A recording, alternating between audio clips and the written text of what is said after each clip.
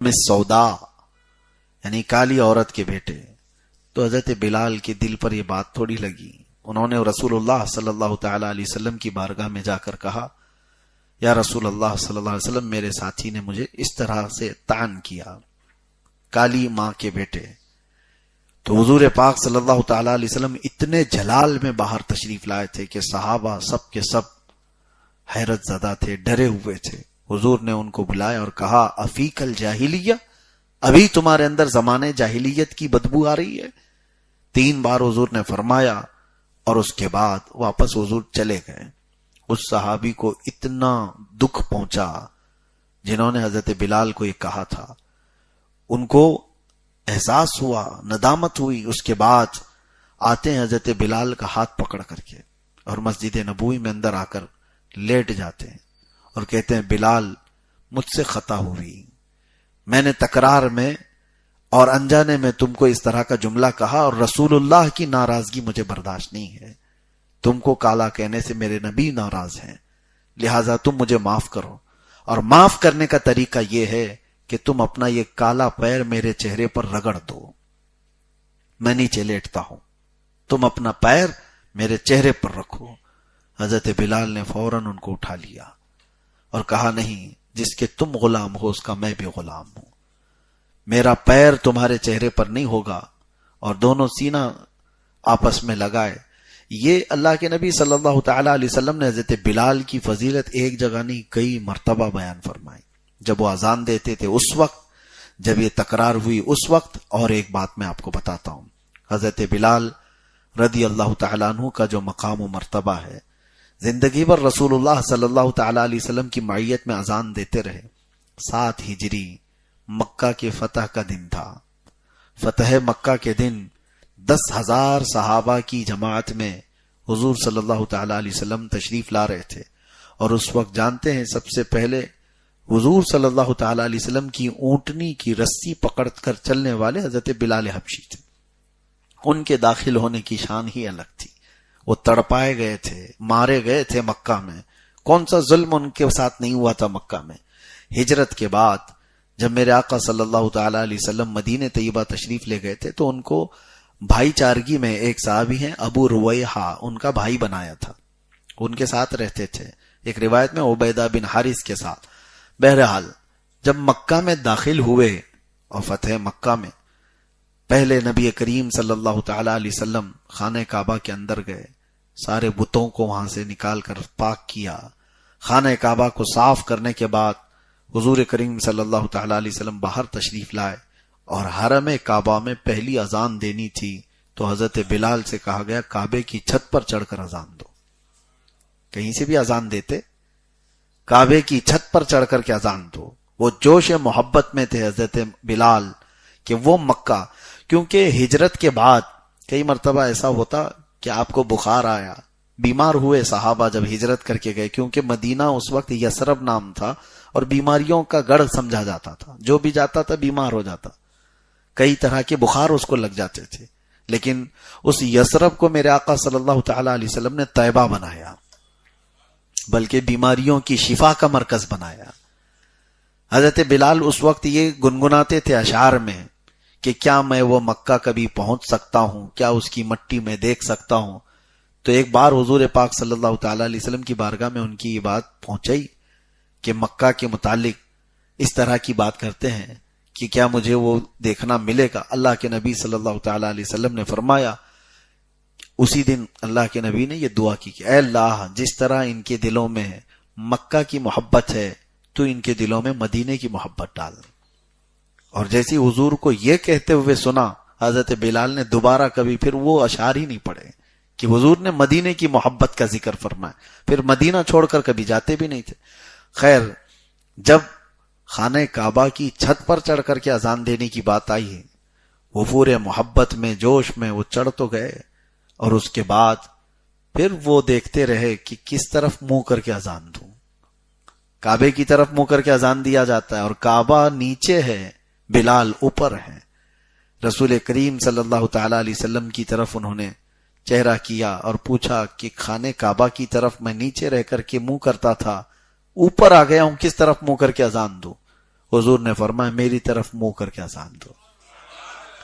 حضور اکرم صلی اللہ تعالی علیہ وسلم کے رخ زیبا کو دیکھ کر کے انہوں نے پہلی اذان دی تھی، وہ حرم کعبہ کی اذان ہے۔ اس کے بعد ایک اور روایت ہے فتح مکہ کے دن، یہ تو اذان کی بات ہوئی، دیکھیں یہاں پر کسی اور کو بھی چڑھایا جاتا، لیکن اللہ کے نبی صلی اللہ تعالی علیہ وسلم نے اسی حبشی غلام کو خانہ کعبہ کی چھت پر چڑھایا جس کو مکہ والے سب سے کمتر سمجھتے تھے، سب سے کمتر سمجھتے تھے۔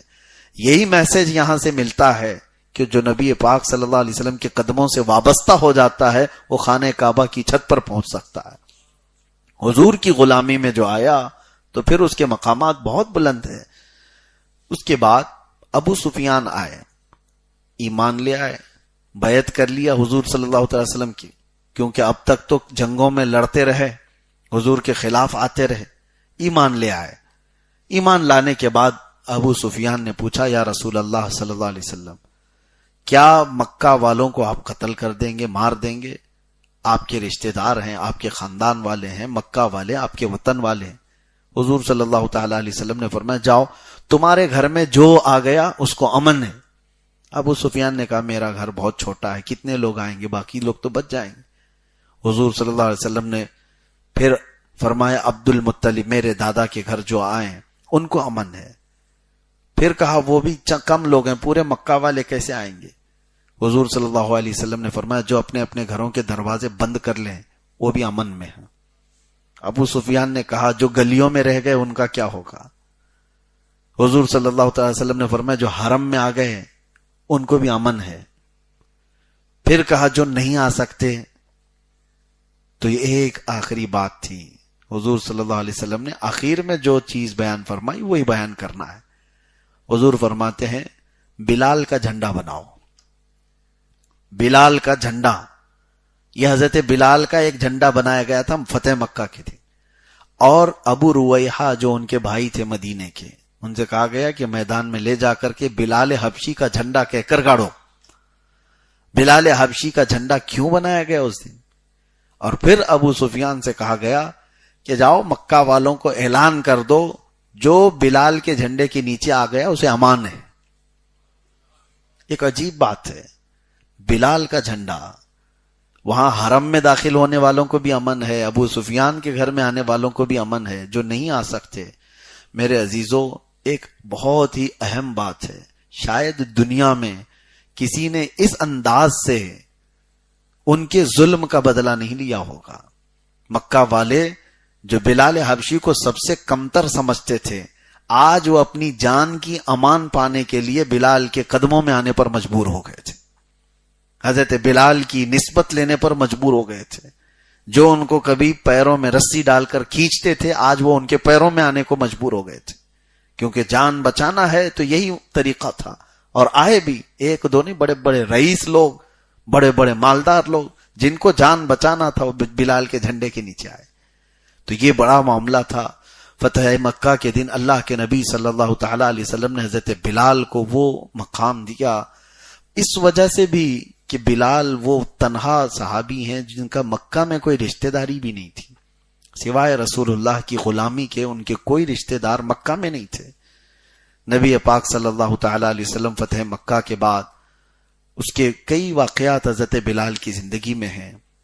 سب سے بڑی بات یہ ہے کہ آخری زمانے تک میرے آقا صلی اللہ تعالی علیہ وسلم کی ظاہری حیات کے آپ ہی اذان دیتے رہے، اقامت کی پابندی کرتے رہے، اور جس دن میرے آقا صلی اللہ علیہ وسلم کی وفات ہوئی اس دن وہ بے ہوش ہو گئے، اذان نہیں دے پا رہے تھے۔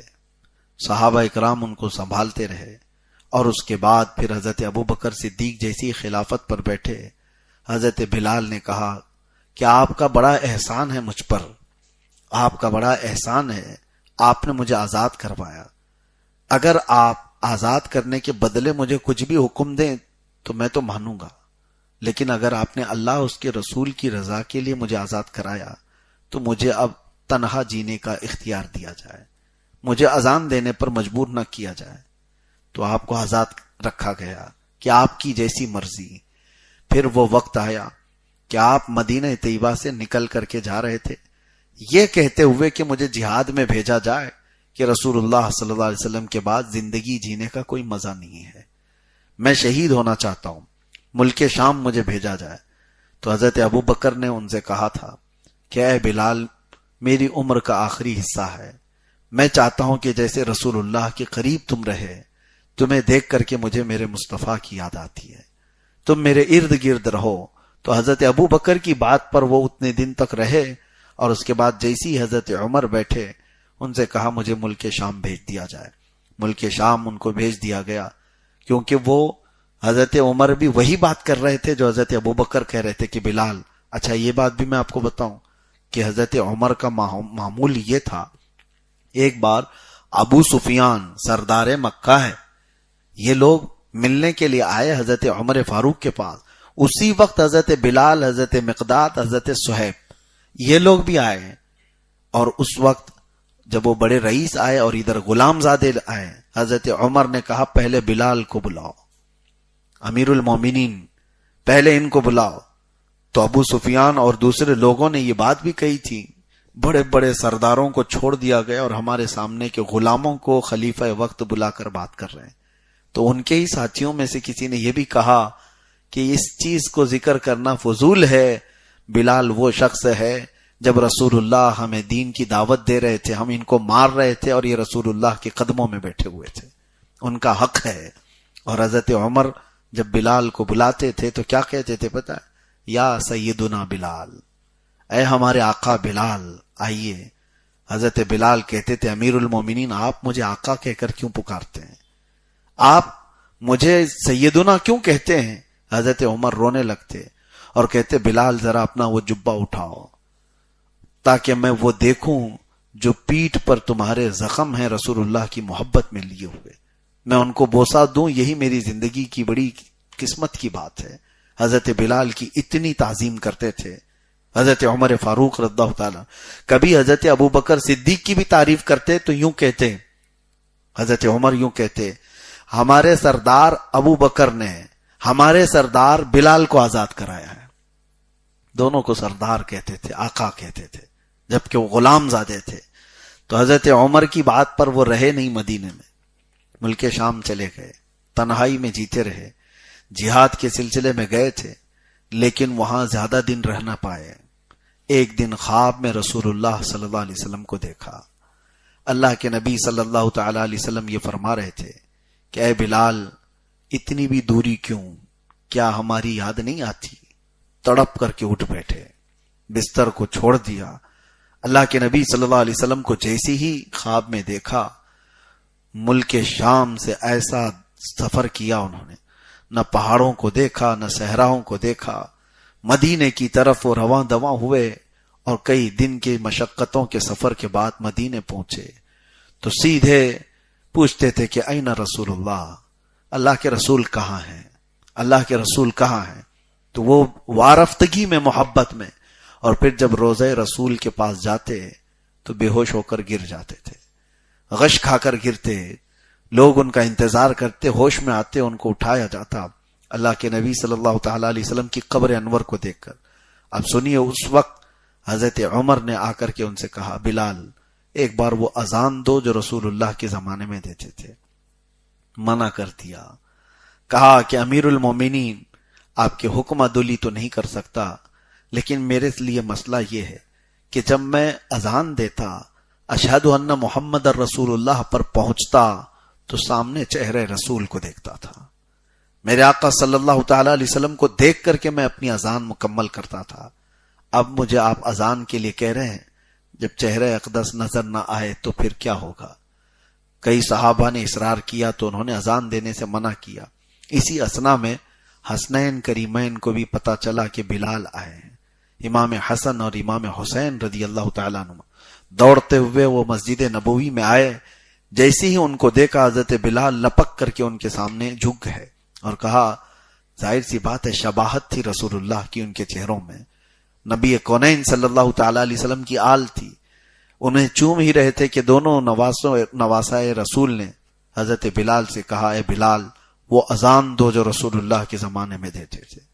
حضرت بلال نے اب منع نہیں کیا، چڑھ گئے میزنا پر جہاں سے اذان دیتے تھے، اور جیسی ہی حضرت بلال نے اذان کی آواز شروع کی، فرمایا گیا روایات میں ہے گھر کی عورتیں باہر سے نکل گئیں، مدینہ طیبہ میں سب ایک آواز، اور سارے لوگ دوڑتے ہوئے مسجد نبوی کی طرف بھاگ رہے تھے۔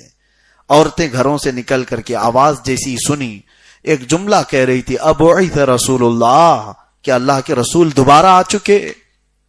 اس آواز کو سنتے ہی ہر کوئی کہہ رہا تھا کہ اللہ کے رسول دوبارہ آ گئے۔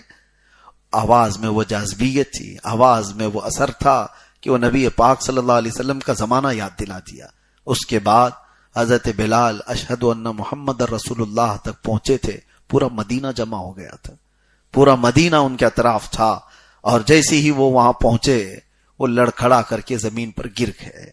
صحابہ اکرام رضوان اللہ تعالی علیہ مجمعین کہتے ہیں رسول اللہ صلی اللہ علیہ وسلم کی وفات کے وقت جتنا مدینے والے روئے تھے، اور اس کے بعد بلال کی اذان پر جتنا روئے، مدینہ اتنا کبھی نہیں رویا تھا۔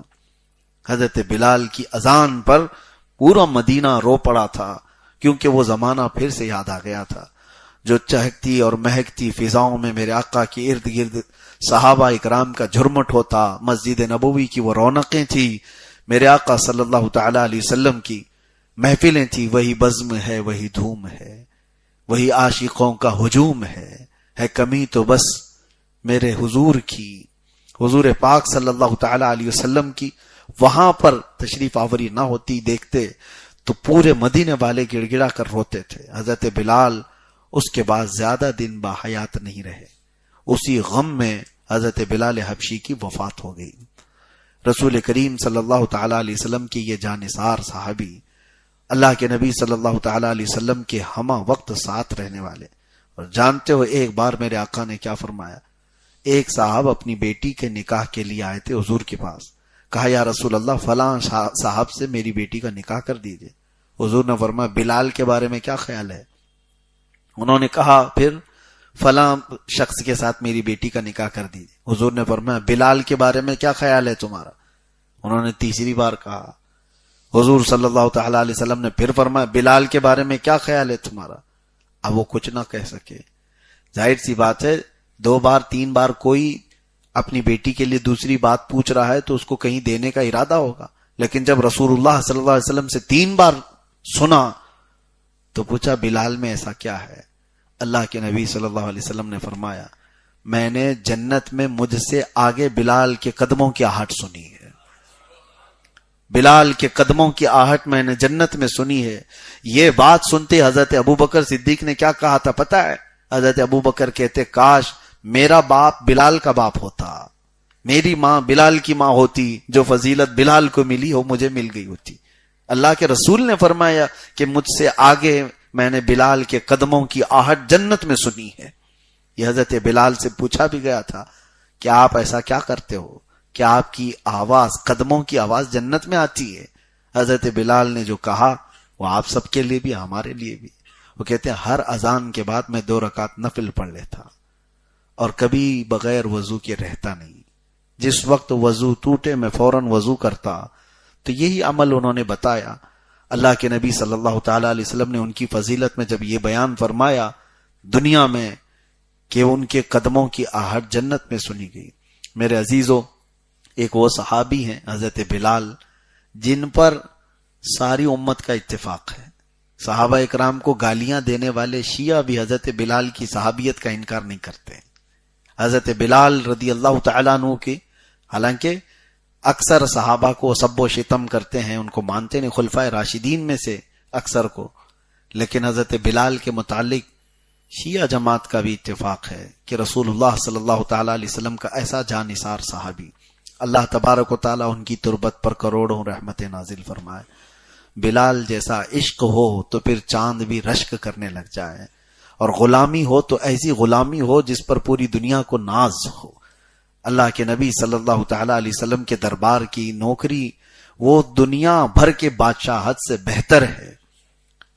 میرے آقا صلی اللہ تعالی علیہ وسلم کی بارگاہ میں حضرت بلال پہنچ کر کس مقام پر پہنچے؟ میرے عزیزو، حضور کی محبت میں کھایا ہوا ایک زخم بھی رائے گا نہیں جاتا۔ ایک بات یاد رکھو، محبت مصطفیٰ میں ملے ہوئے زخم تمہیں آسمان کی بلندیوں پر لے جاتے ہیں۔